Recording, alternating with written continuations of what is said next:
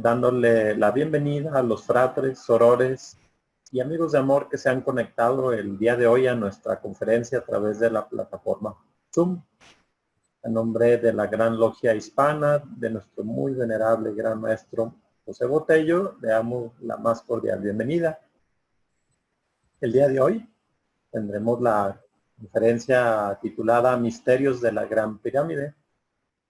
El frater José Alistur será el encargado de impartirla. El frater José tiene 61 años, él es casado, trabajó en la Fuerza Aérea cerca de 40 años, está ya retirado. Él es ingeniero en sistemas de información, también es licenciado en enfermería y maestro de karate. Él es miembro de la Orden Rosacruz desde 1994. Él ha ocupado varios cargos como secretario, maestro auxiliar, monitor regional, maestro de pronaos, es gran consejero de la región 3 y bueno, él es también conferencista. Le damos, frater, bueno, primero le agradecemos su participación en este tipo de conferencias. Le damos también la más cordial bienvenida y pues le cedo el micrófono. Adelante, frater. Muchas gracias, frater Alberto. Fratres y sorores, queridos amigos, me complace darle la más cordial bienvenida a esta jornada íncita en el programa de expansión de nuestra amada orden. El tema que hoy nos convoca es Misterios de la Gran Pirámide, así que los invito a compartir los conocimientos que nos brinda este monumento erigido hace miles de años, que es la única de las 7 maravillas que aún se conserva en pie.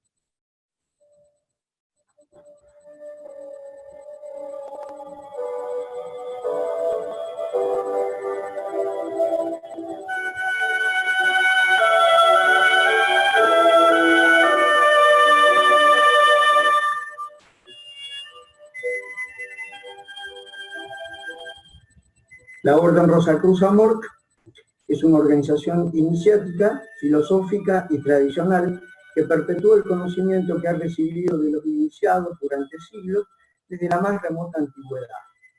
Es una institución de servicios para el desarrollo de las potencialidades del ser humano a través de mecanismos de autoaprendizaje, utilizando la tecnología más avanzada en la generación y distribución del conocimiento Rosacruz de Amorc.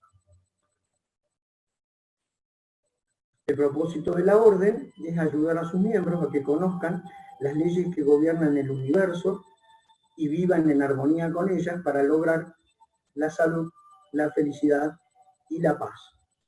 La orden es conocida en todo el mundo como antigua y mística Orden Rosacruz Amorc por sus iniciales.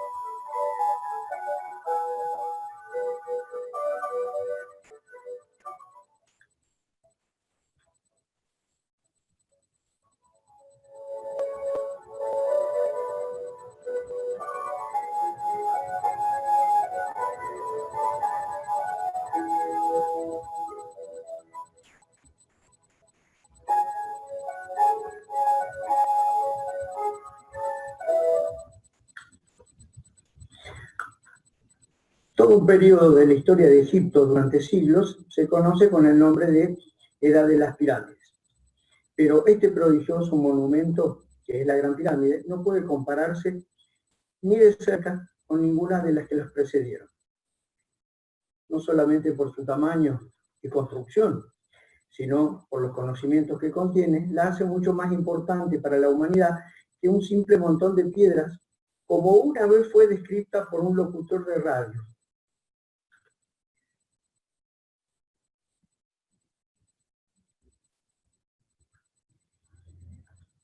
Para que podamos apreciar lo que es la Gran Pirámide, primero tenemos que saber algo de los principios de construcción de pirámides. Manetón, que era un antiguo historiador egipcio y sobre todo gran sacerdote de los templos de Heliópolis, la ciudad del sol, dice que las construcciones de piedra fueron introducidas en primer término por el rey Sócer. Él inauguró la tercera dinastía hace 5.000 años atrás. Podemos no estar de acuerdo en que recién se conoció la construcción de pirámides en esa época, podría haberse conocido antes, pero durante el reinado del rey Sócer fue cuando se extendió la práctica y fue desarrollada por un sabio sacerdote y arquitecto llamado Imhotep.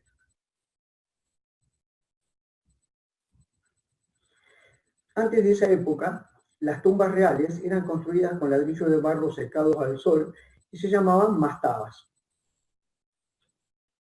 Estas mastabas son tumbas oblongas.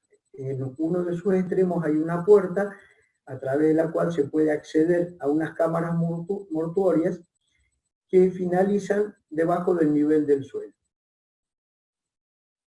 Las mastabas, aunque eran anchas, eran mucho menos altas que una pirámide y relativamente muy toscas en apariencia.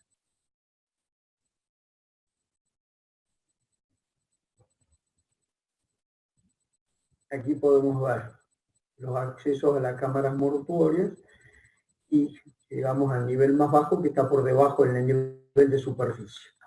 La mayor empresa de este rey Sócer fue la construcción de una pirámide escalonada que se construyó en las llanuras cerca de Memphis. Era una construcción de 6 pisos y cada uno de los cuales era más pequeño que el anterior, pero habiéndolo estudiado en profundidad, parece que la construcción completa no se planeó originalmente tal como la vemos en la actualidad. Aquí podemos ver la pirámide escalonada con sus diferentes niveles, cada uno de los cuales más pequeños que el anterior. Es importante también mencionar al gran escritor copto Masudi, cuyos escritos aún hoy en día se conservan en Oxford. Y él dice que la Gran Pirámide contiene sabiduría y adquisiciones en las diferentes artes y ciencias, en la ciencia de la aritmética, de la geometría, de manera que sea un archivo para beneficio de los que después pudieran comprenderlo. Resalto la palabra después. Él explica que la Gran Pirámide contiene el conocimiento de las estrellas y de sus ciclos, junto con la historia y crónica de tiempos anteriores, pero también de predicciones de los tiempos futuros. Ya vamos a hablar un poco más adelante sobre esto. Deja perfectamente claro que en su tiempo esos archivos que él vio y pudo revisar se referían a este extraordinario monumento como que había sido cuidadosamente planeado y construido. Entonces, sus medidas, su posición, todo el simbolismo exterior e interior representa ciertas leyes fundamentales que rigen el universo, la naturaleza y el hombre, al igual que preserva en sus inscripciones el gran conocimiento que habían alcanzado los antiguos.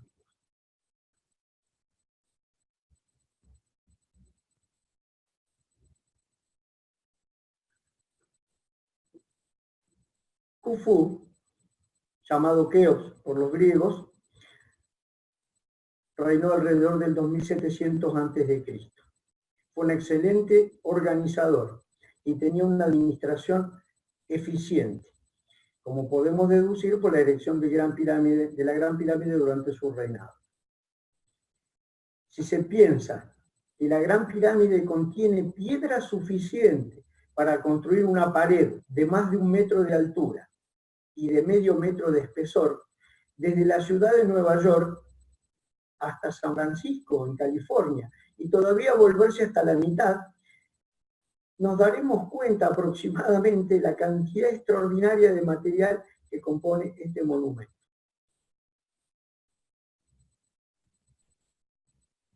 Desde Nueva York hasta San Francisco, y todavía podemos volvernos a la mitad, con un muro de 1 metro de alto y medio de espesor. Heródoto, llamado el padre de la historia, cuenta que en la construcción de la Gran Pirámide se requirieron 100.000 hombres que trabajaron durante 20 años. El famoso egiptólogo Fray de Petrie y otros de igual renombre coinciden en el cálculo de esta cantidad de hombres y de tiempo. Pero si pensamos un poco, esta cantidad de hombres durante ese tiempo formaban una ciudad de buen tamaño y tenían que ser alojados, alimentados y cuidados durante todo el tiempo de la construcción, lo cual la logística iba a ser realmente muy importante.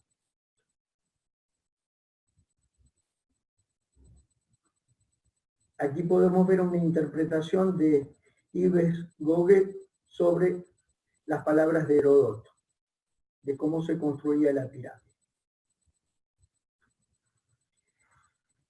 Algunos datos relacionados con la Gran Pirámide nos dan no solamente ideas de su inmensidad impresionante, sino también de la inteligencia necesaria para levantarla y del símbolo que representa de la sabiduría de los antiguos. Contiene 2.300.000 bloques de piedra y cada uno de ellas pesa más o menos 2.500 kilos y tiene cerca de 1 metro 20 centímetros de altura y de 2 a 2 metros y medio de largo. Los bloques fueron extraídos de las minas en la ribera este del río al sur del Cairo. Se pensaba que cuando la marea estaba alta los bloques podían ser llevados a través de balsas flotando hasta el pie de la colina de la pirámide. Pero esto no podía haberse realizado porque ninguna balsa podría haber tolerado el peso de las piedras. En el siglo XIX, los ingenieros navales tuvieron un serio problema cuando quisieron trasladar uno de los obeliscos de Heliópolis para llevarlo a Nueva York. Ningún barco podía transportarlo con seguridad. Y cuando intentaron flotarlo en una enorme balsa remolcada por un poderoso barco a vapor, resultó ser un fracaso. También hay un hecho enigmático, curioso, relacionado con la construcción de la Gran Pirámide y que no debemos dejar que se nos escape porque contribuye a su grandeza. Apenas un siglo antes, cuando habían construido, un siglo antes de la erección de la Gran Pirámide, cuando habían construido la primera estructura de piedra, que era una cámara de piedra caliza, se encuentran que las ciencias y las artes necesarias para construir la Gran Pirámide no estaban presentes. Entonces debemos preguntarnos, ¿fueron desarrolladas en el curso de esos 100 años o ya eran conocidas desde antes? Los útiles empleados un siglo antes de la erección de la Gran Pirámide no hubieran podido sacar de la cantera las piedras, ya que eran instrumentos de cobre que no pueden portar el granito. Los conocimientos científicos que muestra la Gran Pirámide, y de los cuales comentaremos brevemente, no se ven en las construcciones de 100 años antes. Entonces, no es que desarrollaron los constructores de las pirámides la ciencia y las artes refinándolas, las que ya poseían antes, sino que muchas de esas ciencias y artes debieron ser originadas por ellos.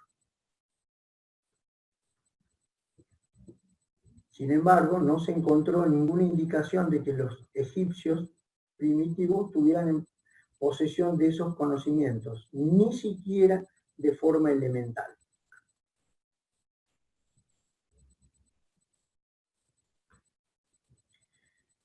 Hoy en día nos sentimos orgullosos de los avances de nuestra ciencia en el tercer milenio.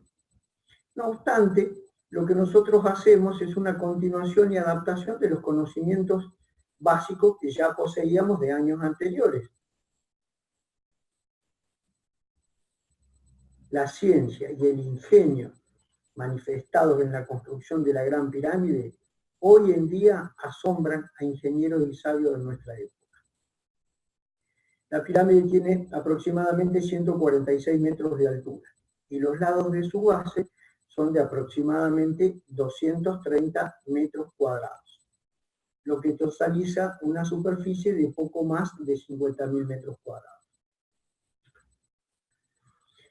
Se estima que el promedio de error en los ángulos de los lados es menor a un 10 milésimo en igualdad, en cuadratura y en nivel, lo que denota una precisión sorprendente aún para nuestra época. El trabajo de la construcción tiene tal grado de perfección que las piedras están cortadas y unidas de tal manera que la separación que queda entre bloque y bloque es 4.000 veces más pequeña que 1 centímetro. Como dice Petrie, es igual al trabajo que realizan los ópticos nuestros hoy en día, pero nuestros ópticos trabajan en unos pocos centímetros, como la superficie de los lentes que sabemos utilizar. En cambio, los egipcios lo hicieron en miles de metros cuadrados con ese mismo nivel de precisión. El monumento en general es de bloque de piedra caliza, excepto la cámara del sepulcro y las que están sobre ella. Y los pasajes internos están cerrados con bloques de granito y unas rejas de piedra. Aquí vemos una pintura sobre la excavación de Al-Mamun, un califa que intentó penetrar la pirámide y como no encontró la entrada, hizo horadar un orificio que hoy permanece hasta nuestros días y se utiliza como entrada a la pirámide, porque la entrada original está sellada. Aquí vemos la entrada original de la Gran Pirámide y podemos apreciar los cheurones o chevrones, que son estas piedras en ángulo que evitan que la construcción se derrumbe sobre las cámaras.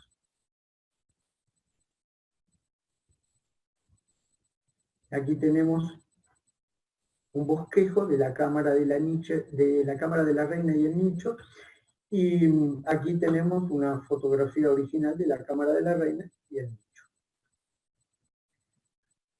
El exterior de la pirámide tenía un revestimiento de piedra caliza, fina y pulida, que debía dar un portentoso brillo a la pirámide, admirando a todos los que la veían.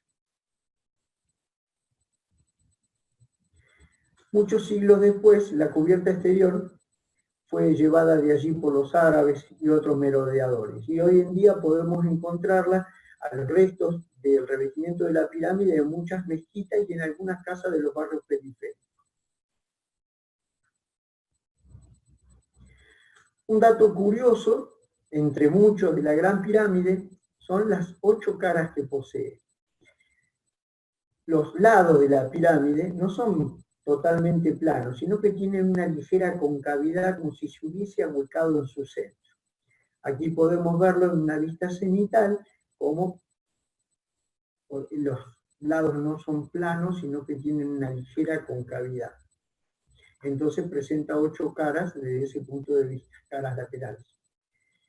Ahora, si nosotros cortamos la pirámide horizontalmente por el medio, la sección horizontal tiene forma octogonal, de estrella de 4 puntas, de esta manera.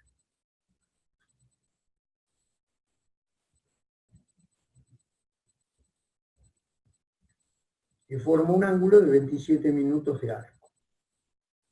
No obstante, la base, recordamos que es cuadrada. Este es un corte horizontal. La Gran Pirámide también estaba rodeada por un pavimento de piedra. Y se estima que está situada en el punto central de todas las tierras que ocupan la superficie terrestre. Veamos esto. Si trazamos una recta norte-sur que pase por donde está construida la pirámide, a la izquierda de esa línea, en el hemisferio este, o a la derecha, en el hemisferio occidental, podemos ver que tiene más o menos la misma masa de tierra. Si trazamos una línea de oeste a este, que divide también en dos hemisferios, norte y sur, vemos que al norte de esa línea y al sur de esa línea, que pasa por donde está la Gran Pirámide, tenemos también aproximadamente la misma masa de tierra. Entonces, indica claramente que los constructores de la pirámide tenían conocimiento de la geografía de la Tierra.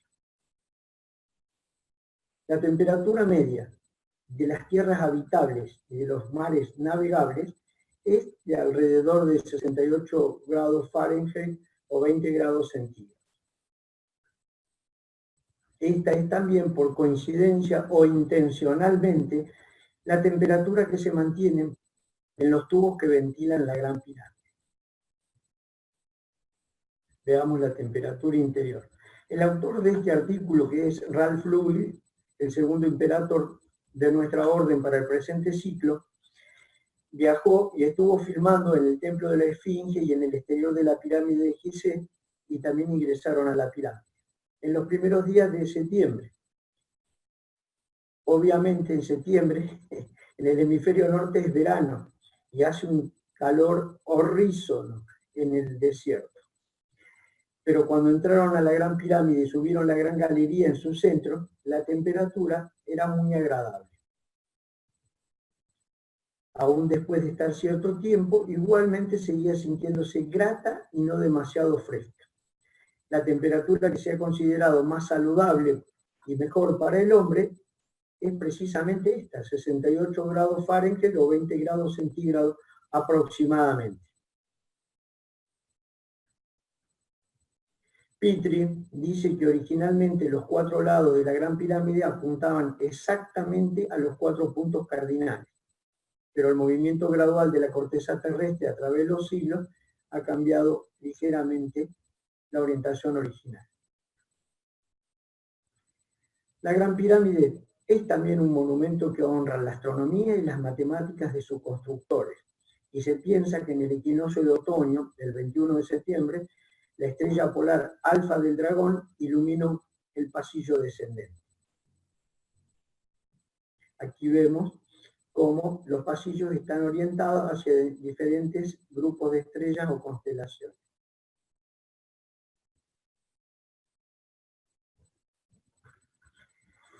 La unidad de medida. Podemos preguntarnos qué unidad de medida tendrían que haber usado los egipcios al construir la pirámide para que fuese eterna, para siempre, y universal, para que todos la pudieran comprender. Se ha descubierto que esa unidad de medida la llamamos pulgada de la pirámide o pulgada piramidal.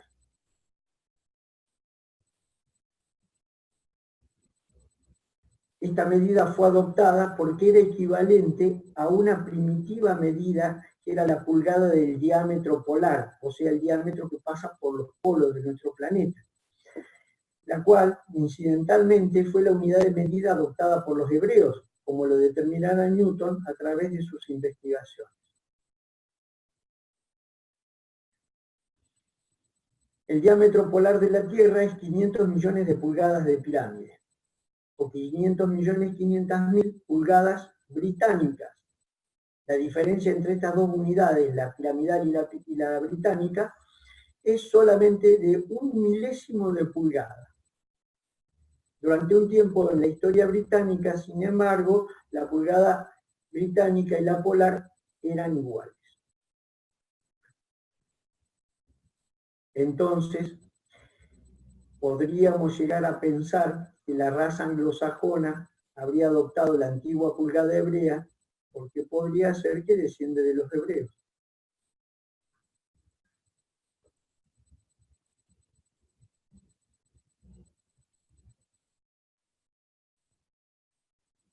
Aquí tenemos la pulgada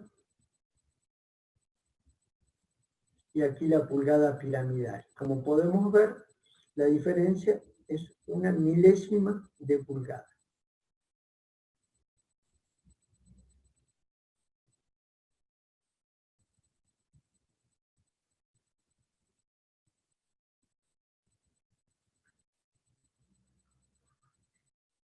Ahora, si ingresamos a la pirámide con una cinta de medir, no en centímetros,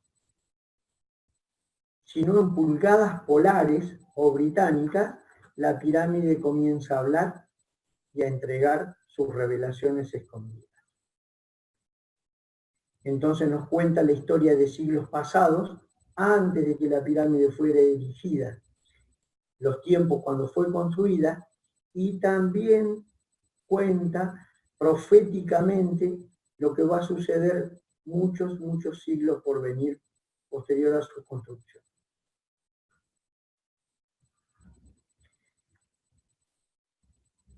Ahora, empezando con algunas de nuestras medidas, vemos que la pirámide descansaba sobre un cuadrado. Si medimos el lado del cuadrado en pulgadas piramidales, tiene 9.131 pulgadas de pirámide. Ese es el largo de cada lado.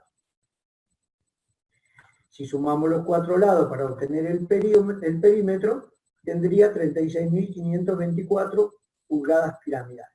Aquí tenemos que tener en cuenta el error de medición.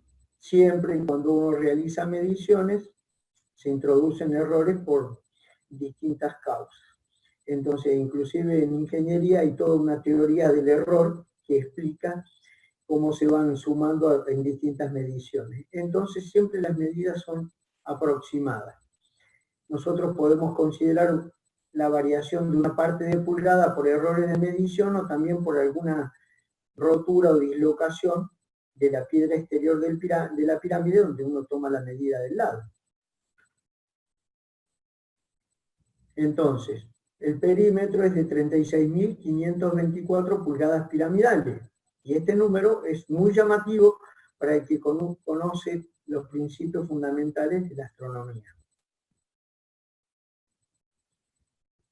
Si nosotros consideramos, según la teoría del error, 2/10 de pulgada para errores de mensura, que es el promedio de error, descubrimos que la cantidad del perímetro es 36.524,2. 36.524,2 pulgadas piramidales. Inmediatamente vemos que esto es 100 veces la duración del año solar, o en otras palabras, 365.242 días. O también el número del perímetro dividido 100 da 365,242, que es justamente 365 y un cuarto es la duración de nuestro año. O sea que el perímetro de la pirámide nos está indicando exactamente la duración del año. Entonces, este hecho sorprendente nos da una clave para que nos demos cuenta de dos hechos. La pirámide es simbólica en todas sus medidas y los egipcios tenían un conocimiento preciso del año solar y otros importantes aspectos astronómicos que incorporaron en las medidas de la pirámide.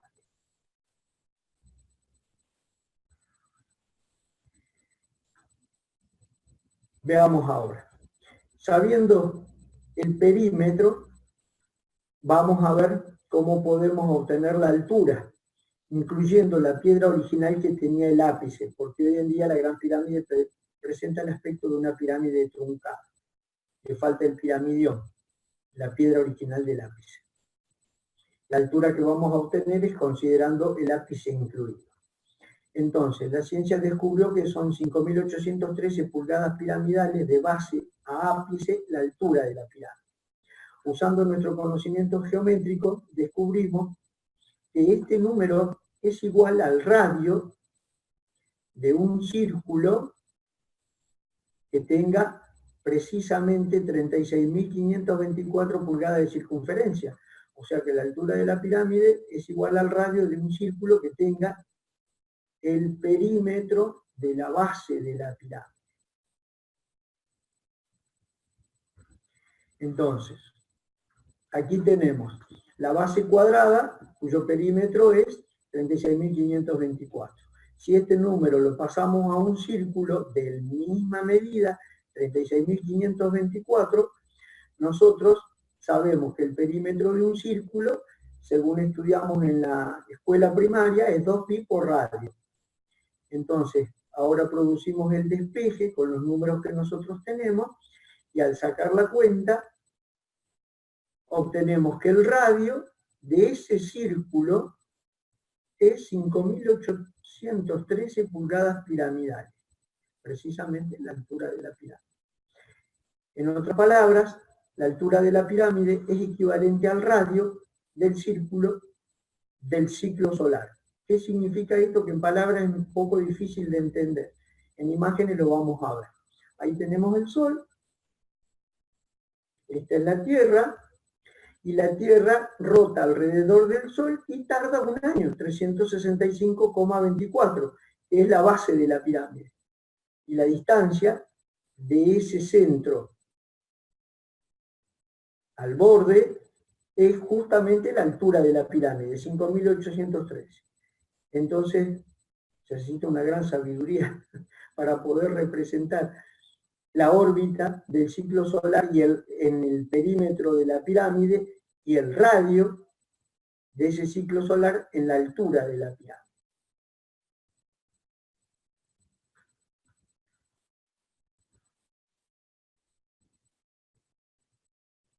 Hace unas diapositivas atrás les dije que ese conocimiento era también para los siglos por venir, el conocimiento de la pirámide. Para darse cuenta uno de todas estas cosas, tiene que tener ese conocimiento. Cuando nosotros sacamos la cuenta con las medidas de las pirámides, encontramos que lado por 2 sobre altura nos da el número pi. Pero para poder encontrarlo, nosotros teníamos que saber cuál era el número pi, para poder darnos cuenta de que el perímetro de la base de la pirámide coincide con la duración del año. Tenemos que conocer la duración del año. Y así sucede con todos los datos contenidos en la Gran Pirámide. Tenemos que tener un cierto avance en las ciencias de la aritmética, de la geometría, las matemáticas y la astronomía para poder identificar los extraordinarios conocimientos que ellos ocultaron en sus medidas.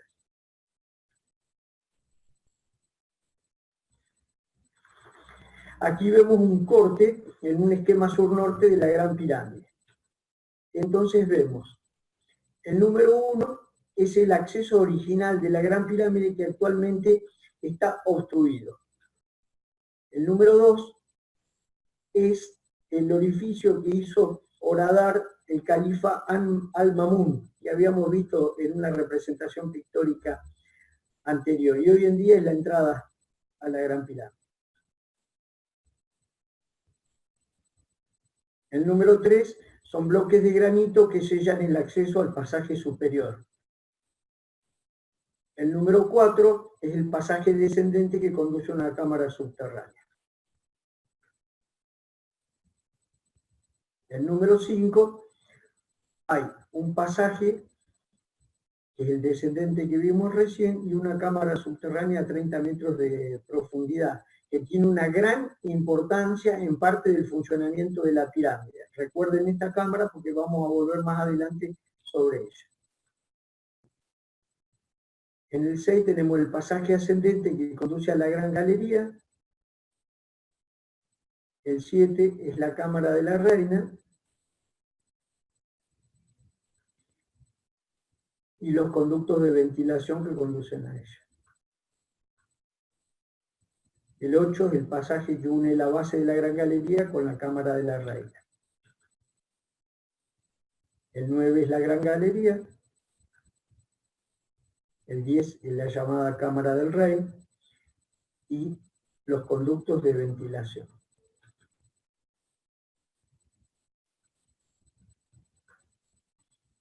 El 11 es una puerta muy estrecha, que también vamos a volver más adelante sobre ella, que da acceso desde la Gran Galería a la Cámara del Rey. Y el 12 es un pasaje que comunica directamente la entrada de la Gran Galería con el pasaje descendente que va a la Cámara subterránea. En el techo de la Gran Galería, justamente antes de entrar a la Cámara del Rey, hay un nicho en la cual está grabada en relieve, en la parte superior, de un bloque de granito 1 pulgada de pirámide, que es justamente la medida que hemos venido utilizando para poder verificar todas las cifras que hemos visto. Ahí está la Gran Galería, y al final de la Gran Galería, arriba en la parte superior, en un bloque de granito, está la pulgada piramidal.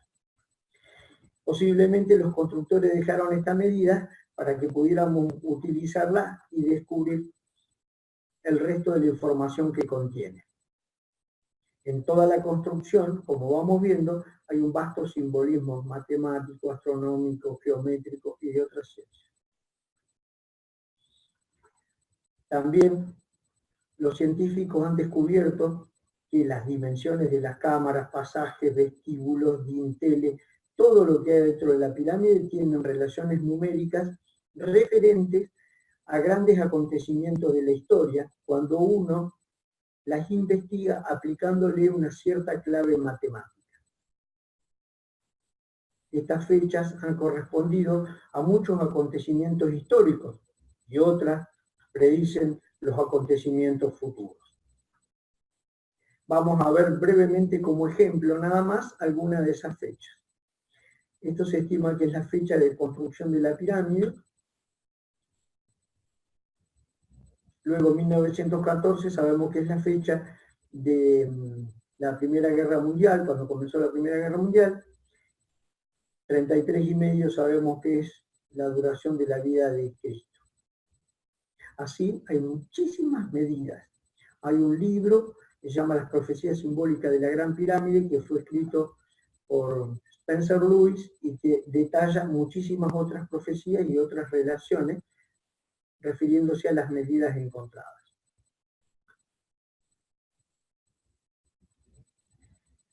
Una de las más grandes de esas fechas, según las profecías, fue septiembre de 1936.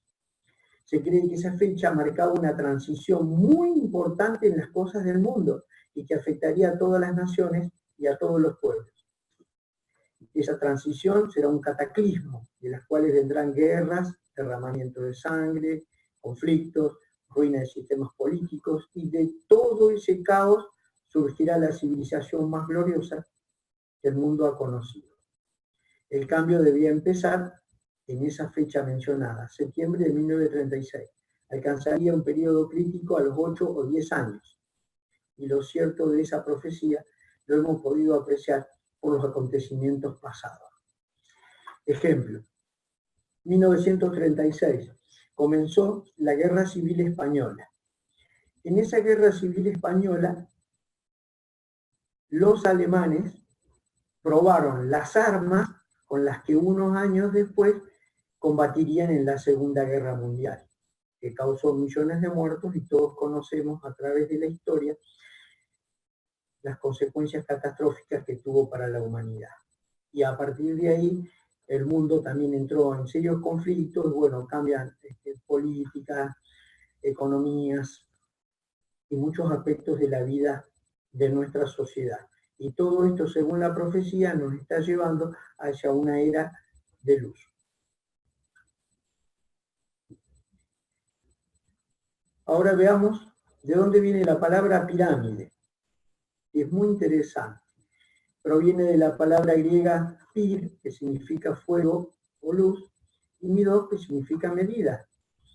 Entonces, pirámidos significaría medida de luz.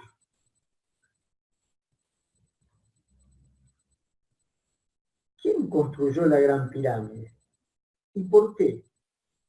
Algunos egiptólogos siguen con la opinión de que se construyó como una tumba. No obstante, nunca se ha encontrado una momia dentro de la pirámide. Hay otras autoridades que no están de acuerdo y viendo el gran simbolismo y la riqueza de sabiduría que encierra, parece contradecir que solamente haya sido una tumba para guardar restos mortales de un rey. La historia no dice que se haya encontrado dentro de ella momia alguna ni restos mortales, solamente una suposición de que haya sido la tumba de Khufu o Keops.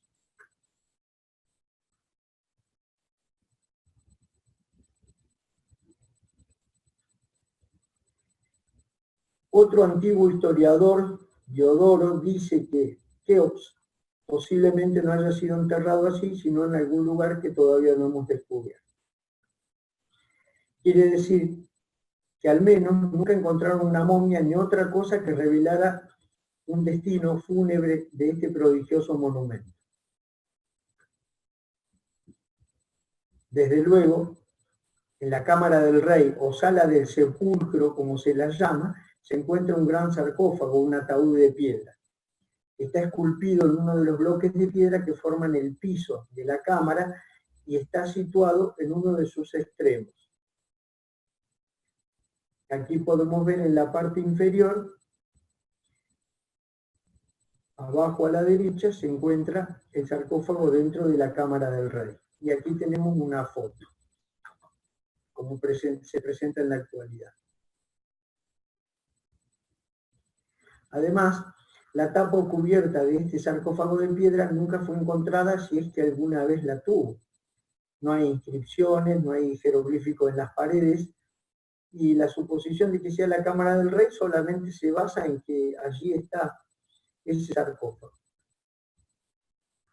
Los rosacruces, los místicos y todos los que han profundizado en las tradiciones del pasado y con los ritos de las antiguas escuelas de misterios llaman a este lugar la Sala de la Iluminación. En nuestra opinión, el sarcófago era usado como uno de los objetos de un rito iniciatorio. Posiblemente de él se elevaba el candidato en su renacimiento simbólico hacia la iluminación que experimentaba en su progreso a través de las cámaras o grados inferiores. La sabiduría con la cual fue construida esa pirámide estuvo guardada en las escuelas místicas de esa época y por lo tanto la masa no tenía conocimiento de ella. O bien fue introducida en Egipto en ese periodo de 100 años por refugiados de otro país. ¿Sería posible que estos pueblos tuvieran una civilización ya pasada y que la sabiduría y el poder con que fácilmente conquistaron a los egipcios fuera enterrada en la construcción de la Gran Pirámide? ¿Cómo es que la historia no nos cuenta nada acerca de estos pueblos que en el transcurso de 100 años hicieron un cambio prodigioso en la cultura y en el saber egipcio?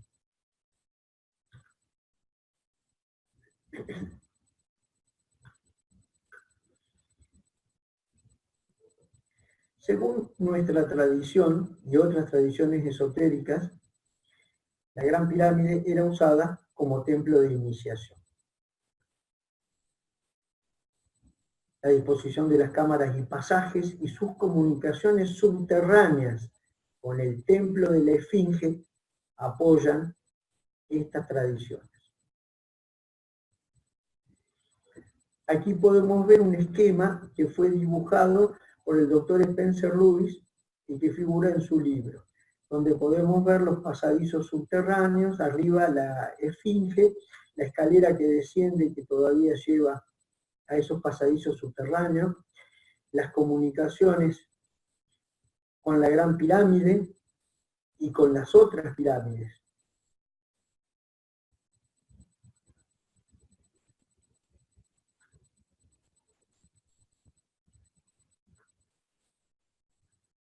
El candidato a la iniciación hacía su juramento en el altar que está frente a la Esfinge, ante la Esfinge, cuyos restos al día de hoy todavía se pueden ver. Luego pasaba por una muerte simbólica y moraba en el mundo inferior. Estaba representado este hecho por el descenso del pasaje subterráneo. Luego el candidato ingresaba a las cámaras inferiores de la Gran Pirámide, donde era sometido a una serie de pruebas y de ritos de purificación. Después de un tiempo, según se iba siendo digno, subía a las cámaras superiores, cada una de las cuales tenía una directa correspondencia a su adelanto y comprensión personal.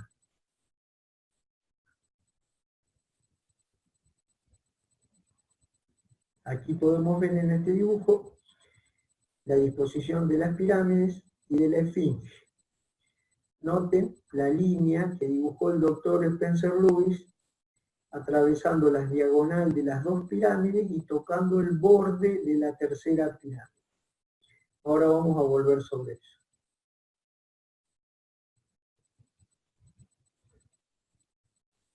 Aquí tenemos la línea de coincidencia del agrimensor, pasando por la diagonal de las dos pirámides y tocando la tercera.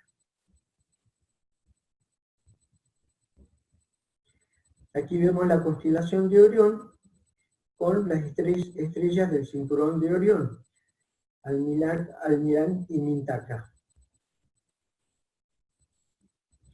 Y aquí tenemos la foto de las pirámides con su disposición en una vista cenital y la de las estrellas del cinturón de Orión. Y observamos esta coincidencia.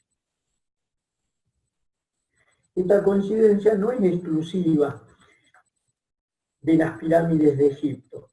En Teotihuacán, en la ciudad de los dioses, también podemos observar la pirámide de Quetzalcóatl y la del Sol y la de la Luna, que tienen exactamente la misma disposición.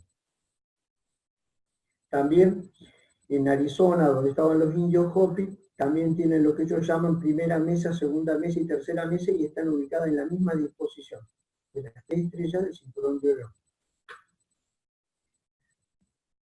Tal vez no sea una casualidad que antes de entrar a la cámara del rey, la sala de la iluminación, viniendo por la galería ascendente, hay que inclinarse y pasar por un pasaje muy estrecho. A la altura de la cabeza hay un gran bloque de granito que obliga a inclinarse para poder penetrar en su interior. Esto es símbolo de la humildad que el candidato debe sentir, sea cual fuere su posición o su riqueza, antes de poder erguirse finalmente en su nueva vida e iluminación. La cámara del rey y el pasaje que la precede son lo suficientemente altos para mantenerse rectos. Aquí tenemos cómo asciende el candidato por la gran galería y luego a la antecámara, y luego debe inclinarse antes de poder acceder a la sala de la iluminación o la cámara del rey. ¿Qué otra razón pudiera haber para esa abertura tan pequeña? No podemos decir que fue hecho para cerrar más fácilmente la entrada a la cámara del rey, porque esta explicación satisface poco cuando vemos que las otras cámaras vecinas son suficientemente grandes y fácilmente accesibles. Y ahora vamos a ver un poco descubrimientos más modernos que ha hecho nuestra ciencia. Esto de hace 2 años atrás, de 2017, cuando un equipo de científicos descubrieron una nueva cámara que está situada aquí donde termina la flecha, que fue llamada Big Void, el gran vacío. Esta cámara tiene características similares a la Gran Galería y tiene un tamaño muy, muy grande. Se encuentra alrededor de 40-50 metros de la Cámara de la Reina, en el mismo centro del monumento. Las pirámides son estudiadas hoy en día con tecnologías avanzadísimas, como termografía infrarroja, tomografía de muones, reconstrucción 3D y varias otras técnicas de la tecnología de punta con la que cuenta nuestra ciencia en la actualidad. Aquí tenemos otra vez el corte y aquí podemos ver cómo está sobre la gran galería la cámara esta descubierta. También podemos ver arriba de la cámara del rey los chevrones o chevrones, que son estas piedras en ángulo para evitar que el peso de la estructura se derrumbe sobre la cámara hueca. Y en la sala de la reina vemos la misma disposición de construcción.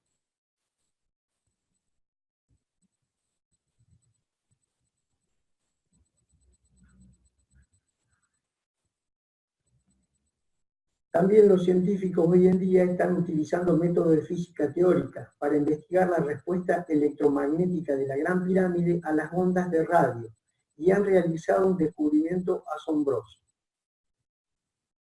La Gran Pirámide puede concentrar energía electromagnética en sus cámaras internas, así como también sobre la cámara que está debajo de su base, donde se encuentra una cámara inacabada.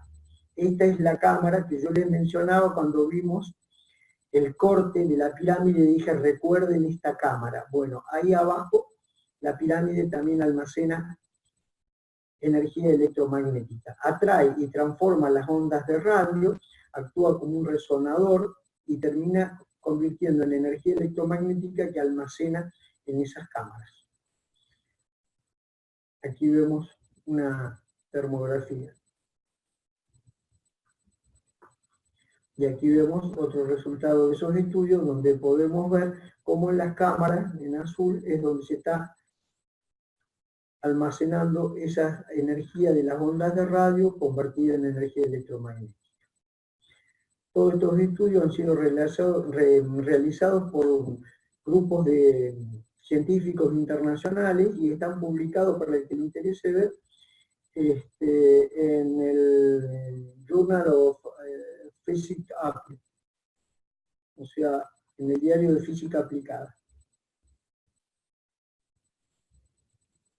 ¿Habría otra manera más grandiosa para que los sabios de las antiguas escuelas de misterios transmitieran su sabiduría y conocimiento a la posteridad de una época tan remota, y para que transmitieran a sus descendientes los conocimientos que ellos disponían?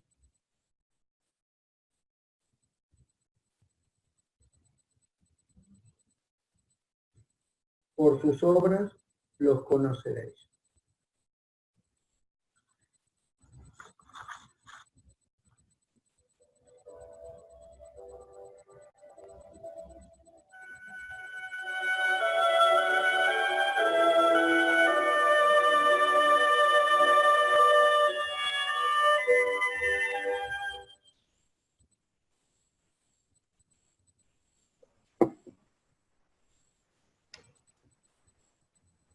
Así damos por finalizada la presente conferencia y a continuación el Frater Alberto nos dirigirá en algún foro si alguien quiere realizar alguna pregunta. De acuerdo, Frater. Bueno, invitamos a las personas que estén conectadas, a los participantes, para que en el módulo de preguntas y respuestas nos hagan llegar o sus comentarios, felicitaciones o las dudas que tengan para que el Frater José nos las pueda contestar. Vamos a esperar un poquito, Frater, en lo que las personas que estén conectadas nos hacen llegar sus comentarios. Mientras les recuerdo que estas conferencias son grabadas y posteriormente publicadas en el sitio web de la Orden Rosacruz, www.rosacruz.org. En la sección de amor hay una opción que dice Mediateca, y ahí son colocadas estas conferencias. Bueno, dice, desde Pronao Rosario enviamos calurosas felicitaciones por tan ilustrada conferencia. Bueno, muchas gracias. Dice, desde Bogotá, Colombia, felicito al Frater por la claridad de la explicación. Permite entender temas hasta ahora oscuros para él. Desde Canadá, gracias por esta charla con información tan reveladora. Felicitaciones al Frater por la exposición, muy clara e interesante el tema. Muchas gracias. Desde Santa Fe, felicitaciones y agradecimiento por la conferencia clara y rica en conocimientos. Saludos desde Colombia, gracias por la conferencia. Gracias. Pues, Frater, fue muy claro, casi no ha habido preguntas, pero muchas felicitaciones. Bueno, gracias. Cuando no hay pregunta es porque o se comprendió o no se entendió nada. No creo. ¿Cuál de las opciones? A ver, mire, aquí llegó una, déjenme verla bien, dice una versión de los se me movió, espera.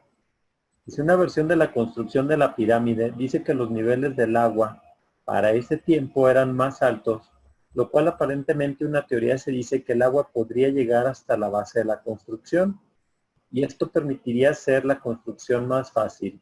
¿Podría aclararlo? Sí, es cierto que los niveles de agua en la antigüedad estaban más altos. De hecho, la esfinge de Gizeh tiene rastros de haber sido sometida a la acción del agua durante muchísimo tiempo, lo cual demuestra que la antigüedad de su construcción se extiende mucho más allá de lo que la ciencia piensa. Pero erigir la pirámide fácilmente porque el agua está más alta no corresponde a lo que yo pienso sobre ella. Y le voy a decir por qué. Hace pocos años, los arqueólogos, excavando en el desierto, encontraron una estatua gigantesca de Ramsés II, hecha en granito rosa. Inmediatamente pensaron en llevarla a un museo, pero encontraron que nuestra ciencia, con todo su avance y tecnología, no era capaz de levantar la estatua y trasladarla. Entonces pensaron en cortarla en 3 trozos para llevarla al museo, a lo que se opusieron con efusividad los conservadores del museo y los científicos en general. Pero al final todos se dieron el gusto y la estatua está en un museo. ¿Cómo hicieron esto? Construyeron un museo alrededor de la estatua porque no la podíamos levantar. Entonces, yo les diría, ¿por qué no la ponen sobre troncos de palmera, como dicen que se construye la pirámide, y la llevan sobre troncos de palmera? Ahora se pudo demostrar que no es posible, ni aún con nuestra avanzada tecnología, mover esa estatua en un solo trozo. Entonces, ¿cómo pudieron hacerlo hace miles de años atrás una civilización que nosotros suponemos que estaba más atrasada tecnológicamente? Por lo tanto, el que el nivel del agua esté más alto es cierto, pero no estoy de acuerdo con que haga más fácil la construcción. Okay. Bueno, dice desde Mendoza, Argentina, agradecemos por la conferencia, envían saludos. Gracias por la conferencia, muy interesante. Y dice, pregunto, las medidas a las que se ha hecho referencia como referentes de espacios de la superficie terrestre y de la posición de la Tierra respecto del Sol, ¿pueden también interpretarse como límites a modo de puertas de salida o entrada? Perdón, no escuché bien la última parte. La voy a repetir, dice, las medidas a las que se ha hecho referencia como referentes de espacios de la superficie terrestre y de la posición de la Tierra respecto del Sol, pueden también interpretarse como límites a modo de puertas de salida o entrada. No le comprendo a qué fuerza de salida y entrada se refiere. Las medidas dadas son medidas hechas en pulgadas piramidales, que son las que figuran al final de la gran galería y que los constructores de la pirámide las dejaron ahí para que nosotros hiciéramos una cinta de medida en esas pulgadas. Porque el tema de las medidas es muy complejo. Si nosotros entráramos con una cinta de medir en centímetros, la pirámide posiblemente no nos diría nada, porque esas relaciones matemáticas, geométricas y astronómicas están para medirse en esa medida de pulgada piramidal. Obviamente, con conocimientos muy básicos de matemáticas y geometría, nosotros podemos establecer, tomando el perímetro de un círculo, sacar el radio. El perímetro de un círculo es igual a 2 pi por radio. Despejando, obtenemos el valor del radio, y ahí nos damos con la coincidencia de que el perímetro de la pirámide era la duración del año, y la altura de la pirámide corresponde proporcionalmente al radio del ciclo que describe la Tierra cuando gira alrededor del Sol. No sé si eso le contesta lo que pregunta, si no, por favor aclare la pregunta. De acuerdo. Pronaos Pitágoras, muchas gracias por lo que aprendimos este día. Me gustaría saber el nombre del autor del libro de simbología de las pirámides. Bien, el autor es el doctor Spencer Lewis y se llama Profecía Simbólica de la Gran Pirámide y lo pueden adquirir en Difusión Rosacruz. Y los que están interesados en estos temas, les recomiendo fervientemente que lo hagan. Van a descubrir una cantidad de información inédita para nosotros, desconocida, cuando en realidad fue publicado hace casi un siglo, cerca ya de un siglo.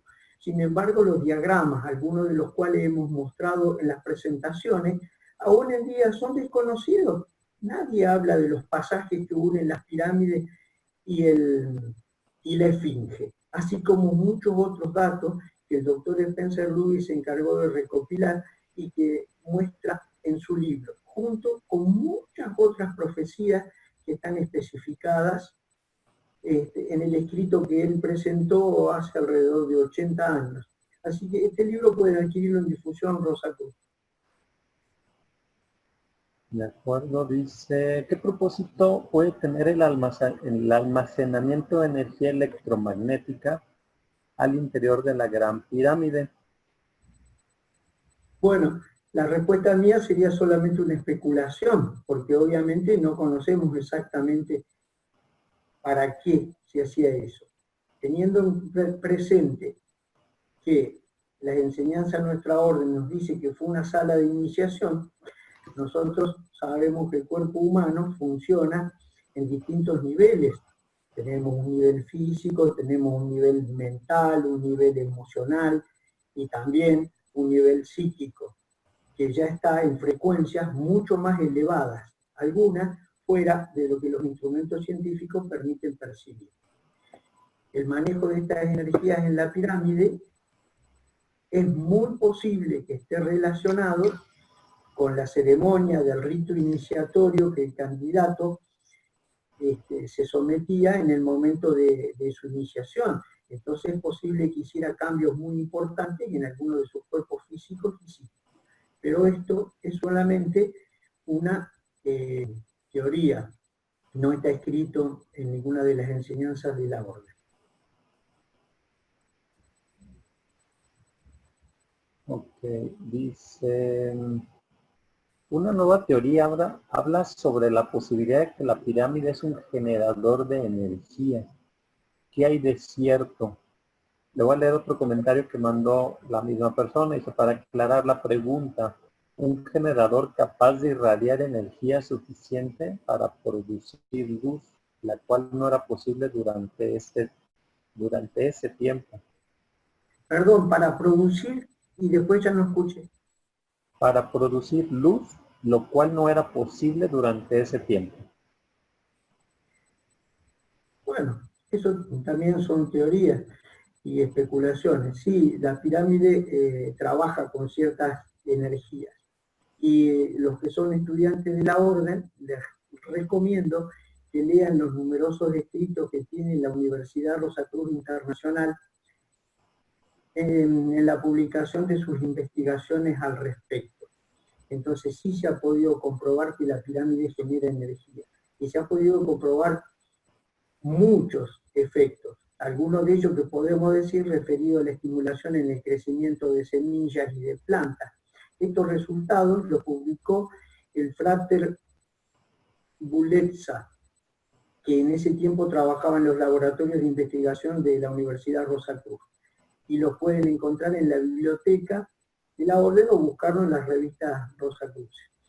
Y los científicos en nuestros días han hecho investigaciones también y han observado algunos procesos que han podido medir. Por ejemplo, les voy a nombrar un efecto. Primero lo voy a decir con las palabras técnicas y después lo vamos a explicar con palabras más sencillas. Uno de los efectos que los científicos han medido es la ralentización de los procesos de floculación coloidal. ¿Qué quiere decir todas estas cosas difíciles? Un coloide es un sólido que está disuelto en partículas pequeñísimas en un líquido. Entonces tenemos un líquido con partículas muy pequeñas de algo sólido. Cuando nosotros le agregamos un floculante, que es un material que se adhiere a esas partículas, hace precipitar, hace que esas partículas caigan hacia abajo y no queden flotando en el líquido. Eso se llama floculación. Y se ha observado que cuando uno coloca ese coloide en el interior de la pirámide y le agrega el floculante, la reacción es mucho más lenta, como si hubiera, de hecho hay, una energía que está haciendo más lento este proceso que fuera de la pirámide se produce a una velocidad mayor. El crecimiento de las semillas más rápido también se ha podido comprobar y los informes, como dije, están en la Universidad de Rosa Cruz.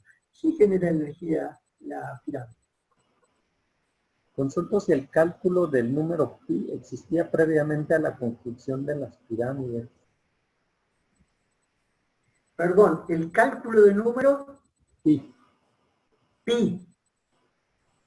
Claro que el cálculo del número pi es anterior a la construcción, porque si no, no podrían haber representado el número pi en la construcción. ¿Qué partes de la pirámide pueden ser visitadas hoy? ¿Se realizan rituales ahí? Bueno, yo eso no le puedo contestar, porque eso depende del gobierno egipcio, y a veces hay algunos problemas políticos, no solo en Egipto, sino a veces en esa zona de Oriente, que dificultan la llegada de los contingentes turísticos. A los que son miembros de la orden, les sugiero que se pongan en contacto siempre con Difusión Rosa Cruz, porque cuando organizan un viaje iniciático, sí lo llevan y la orden tiene autorización para ingresar en lugares a donde los contingentes turísticos no entran. Y sí también se hacen algunas ceremonias para las cuales la Orden Rosa Cruz cuenta con una autorización especial. De acuerdo, pues una última pregunta, Frater, para cerrar la conferencia. Dice, ¿hasta qué año llega la cronología de la pirámide? Ah, eso no lo sé. Le pido disculpas. No sé hasta qué año llegan las profecías. Solamente tomé de muestra para ejemplificar cómo estaban expresadas esas profecías en los valores numéricos, pero no sé exactamente hasta dónde termina. Pero si deja su dirección de email y después me la pasan, lo voy a buscar en el libro del Dr. Luis y muy gustosamente le enviaré la respuesta a su casilla. Bueno, a esta persona que nos hizo la pregunta, si nos puede enviar un correo al área de informática @rosacruz.org para hacérsela llegar al Frater José y posteriormente le dé una respuesta.